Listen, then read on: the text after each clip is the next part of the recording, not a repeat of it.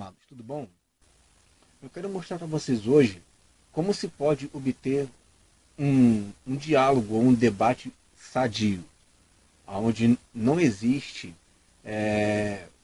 uma fugida pela tangente. Então veja bem, eu vou colocar aqui dois textos, tá, que aparentemente são contraditórios. Então vamos aqui, por exemplo, colocar uma pessoa que acredita que vai morar no céu, tá? E uma pessoa que acredita que vai herdar a terra, certo? Vamos primeiro então para Gênesis capítulo 17. Diz assim a partir do versículo 7. Eu estabelecerei a minha aliança entre mim e ti e a tua descendência, depois de ti em suas gerações, por aliança perpétua, para te ser a ti por Deus e a tua descendência depois de ti. E te darei a ti e a tua descendência depois de ti a terra das tuas peregrinações, toda a terra de Canaã em perpétua possessão, e ser-lhe-ei o seu Deus.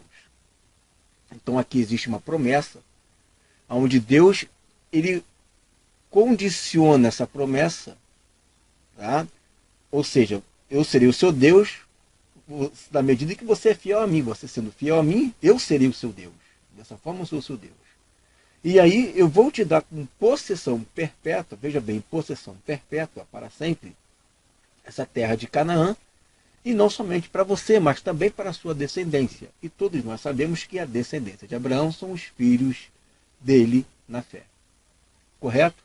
Aí nós temos esse texto aqui, e aí vem uma outra pessoa e diz, não, peraí, mas tem aquele texto lá de João capítulo 14, que fala que na casa de meu pai há muitas moradas. Então, se na casa de meu pai há muitas moradas, então, lógico que nós vamos morar no céu, né? Onde é que é a morada do pai? A morada do pai é o céu, né? É ali que Deus mora. Então, esse texto aí não está de acordo aí com a realidade. Vamos falar disso, né? Esse texto aí não tá batendo. Então, como que nós vamos coadunar essas duas vertentes em um diálogo, em um debate inteligente? Tá? Primeira coisa, uma pessoa que está lá defendendo, né, que o reino de Deus ele será aqui na terra e nós iremos morar perpetuamente aqui na terra, ele lança esse texto na mesa. A pessoa que está defendendo o outro lado, ele não pode simplesmente jogar uma pá de cal no texto e jogar o texto em cima dele no seu. Ah, se você está dizendo aí que esse texto aqui, nós vamos morar na terra, mas tem João 14 que fala que na casa de meu pai há muitas moradas. Não é assim que se resolve uma meditação e um debate.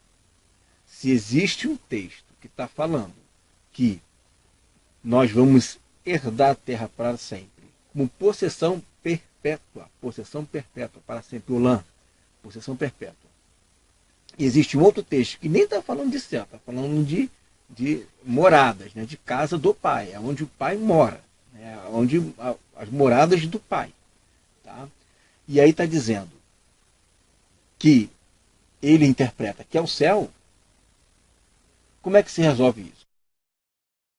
Quando uma pessoa vem e joga um texto, sabe? Você vê com um texto aqui, ela vem e joga um monte de texto em cima desse. Isso não está resolvendo o problema, você não está resolvendo a questão. O que essa pessoa tem que fazer, ao invés de... Claro, ele tem todo o direito de jogar o texto dele. Mas além de jogar o texto, ele também tem a obrigação de explicar o texto que você está falando. Ele não pode simplesmente chegar, mas tem esse texto aqui, mas tem, igual alguns calvinistas fazem, né? Mas tem esse texto aqui, mas tem aquele texto ali, mas tem outro texto aqui. Não é assim que se resolve. Você pode apresentar os seus textos, ótimo, não tem problema, está certo apresentar os seus textos. O que não vale é usar o seu texto como argumento para não querer explicar o texto que a gente apresentou. Isso é que não vale. Você anular o meu texto e apresentar o seu não é argumento. O argumento sadio e inteligente é você apresentar o seu texto e explica o meu. E aí eu vou dar um parecer, mas além do meu, e vou explicar o seu.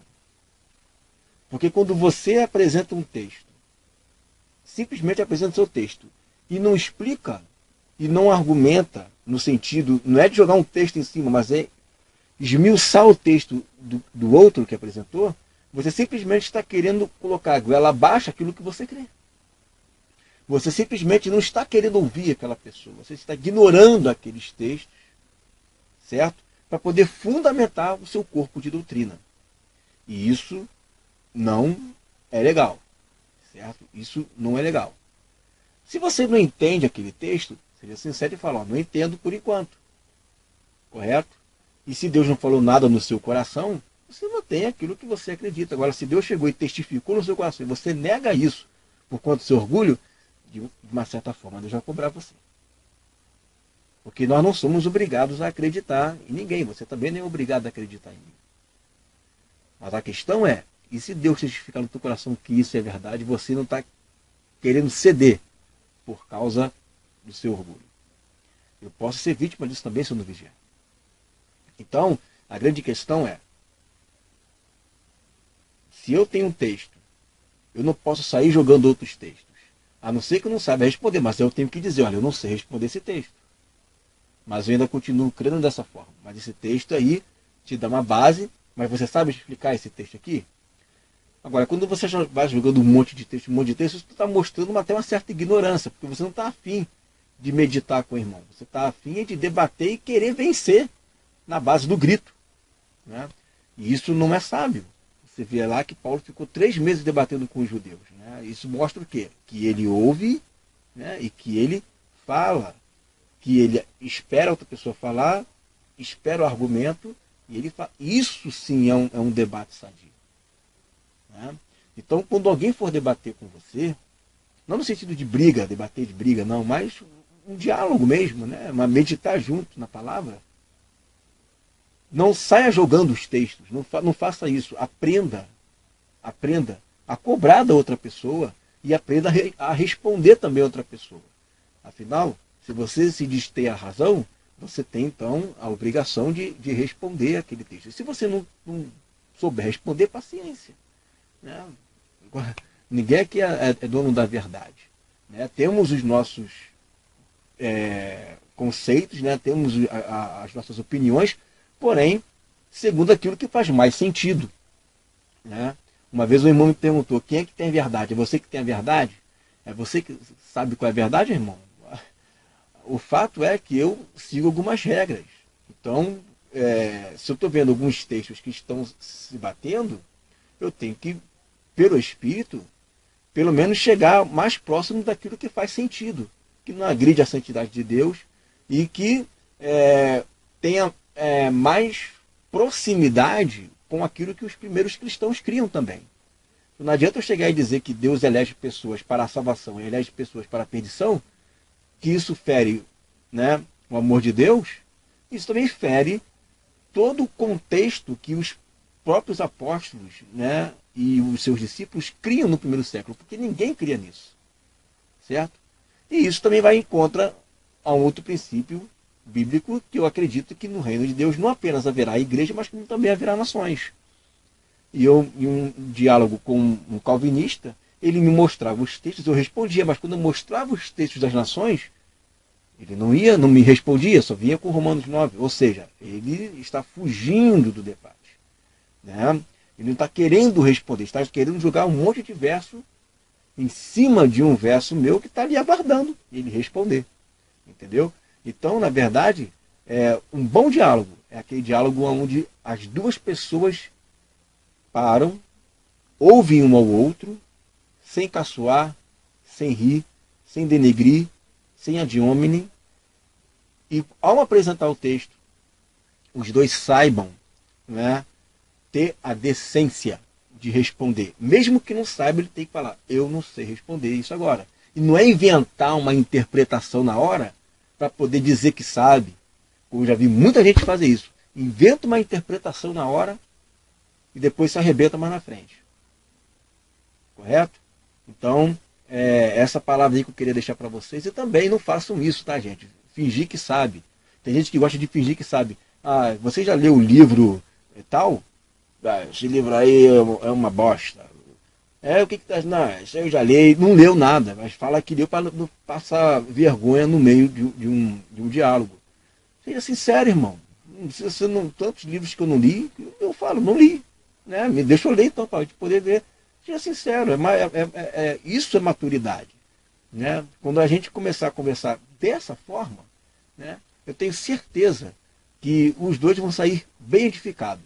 Fique com aquele provérbio, né, que diz, o provérbio judeu, se ambos não entrarem no acordo, que permaneça o amor. Claro, né? Nesses casos, sim, Paulo tem toda a razão. A letra incha, mas o amor modifica. Quando a letra começa a inchar, a soberba, o orgulho, quando você não considera o próximo superior a si mesmo, você está se enchendo, né, de soberba, e Deus resiste aos soberbos. Ok? Tenha mansidão, 1 Pedro 3,15, para que você possa responder com toda a clareza e pelo Espírito de Deus. Não manipule as informações, não seja desleal na hora de passar as informações, não fique manipulando a história para poder fazer o seu corpo de doutrina. Toda mentira tem perna curta, meu irmão. Pode ter certeza disso, e Deus vai revelar a cada um. Não há nada oculto que não venha a ser descoberto, porque com ele mora a luz. Amém, queridos? Fique com essa mensagem em nome de Jesus.